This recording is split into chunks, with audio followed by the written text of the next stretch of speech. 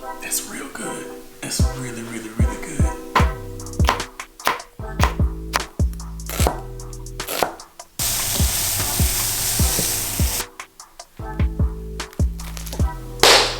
Greetings, salutations, good people.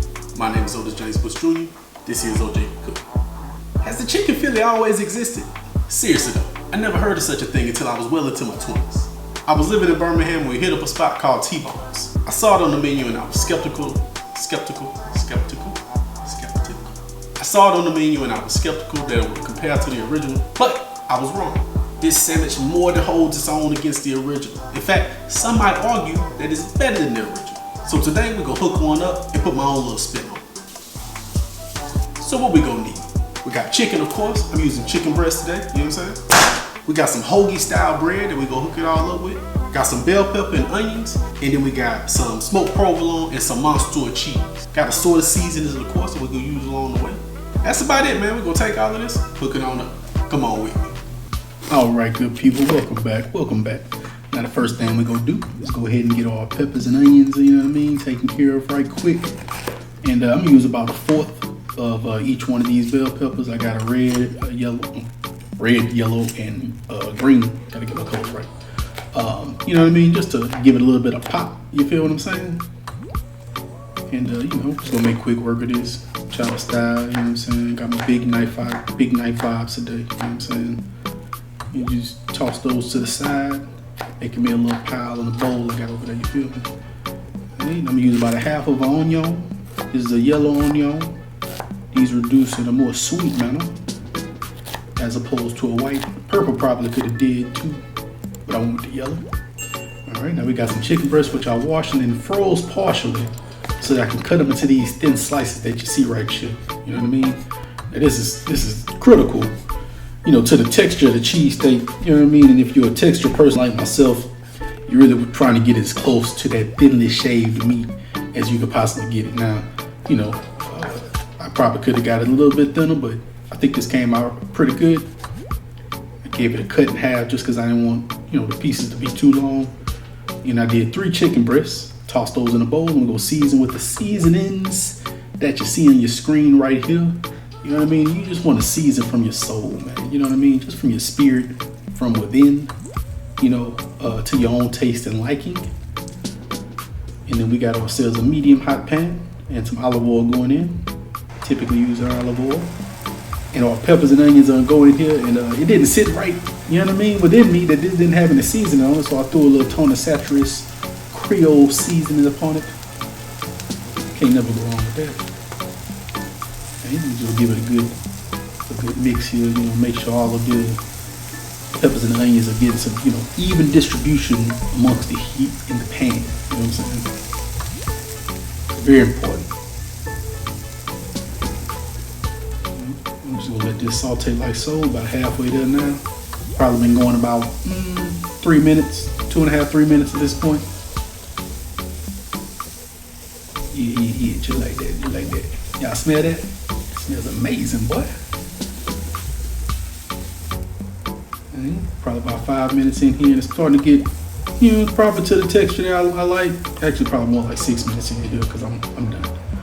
Toss those to the side, a little bit more olive oil into your pan, and then we go throw our seasoned chicken right on up in there, just like so. Of course, it's all congealed because I had this in the refrigerator while I was waiting. And you're gonna break this apart with your spatula, just like so. Again, even distribution amongst the pan, man. You know what I'm saying? You want to get your even heat distribution as well as get an even cook on your chicken. You know, you did. And it's probably, you know, cooked. I don't know, man. 6, 7, 8 minutes max. You know, so it didn't take long at all.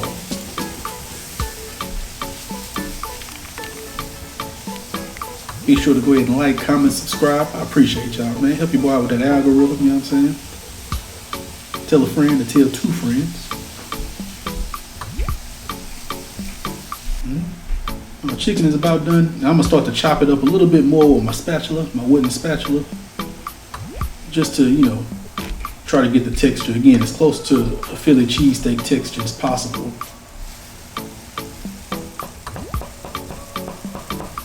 Gonna chop it up like that. Chop aside, chop aside.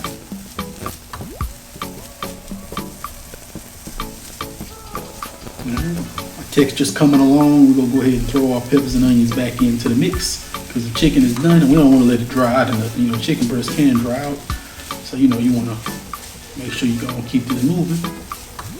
And once I got all of this reacquainted, I'm about to take a good portion of the peppers and onions and the chicken out of the skillet and leave the remaining amount that I'm gonna use on my sandwich.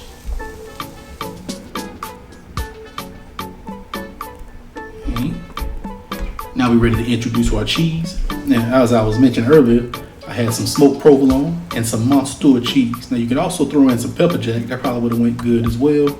But I seasoned with a little spice, so I went ahead and just went with the regular cheese. But you know, if you want to throw a little bit more spice, or if you're not a spice seasoner like myself, but you want a little kick, that pepper jack is probably what you want to do. And then we're gonna just gently, you know what I mean, kind of fold this cheese and make sure we distribute it amongst the chicken and peppers. You know, again, even distribution, man. A lot of cooking is about the ratio. I've said this before. Now the cheese and the chicken and the peppers and onions, they get nice and acquainted. You know what I'm saying? They getting to know each other. And you know, we're ready to sandwich this thing on up. Now I made a garlic aioli, you know, but I didn't think it was quality enough to include in this video. It was alright. What I highly recommend is that you go watch my original Philly Cheesesteak video where I made a Chipotle Mayo that would actually go really, really good with this, you know what I mean? Or, you know, if you just want to, you know, get some store-bought something or another or make some at the house of your own liking, you can do that as well. You know what I mean? Experimentation. Also, part of cooking is key. Yeah, we're going to play that up. You know, cheese galore. Y'all see it. And now we in the game, baby. Yeah, look how beautiful that is, boy. Your local sandwich shop could never. You know what I mean? And shout out to T-Bones, but they could never. They could never. Ever get on this level, man. I'm just trying to tell y'all I'm the coldest, I'm the illest, I'm the best. You know what I mean? And what I do over here. And I know you want to bite. I know you want to bite. Yes, you do. Yes, you do. And you can get you one, man. Go ahead and follow this recipe. Hook it up at the crib. Peace. All right, good people. Moment of truth. Time to test it out. See what it do. Yeah.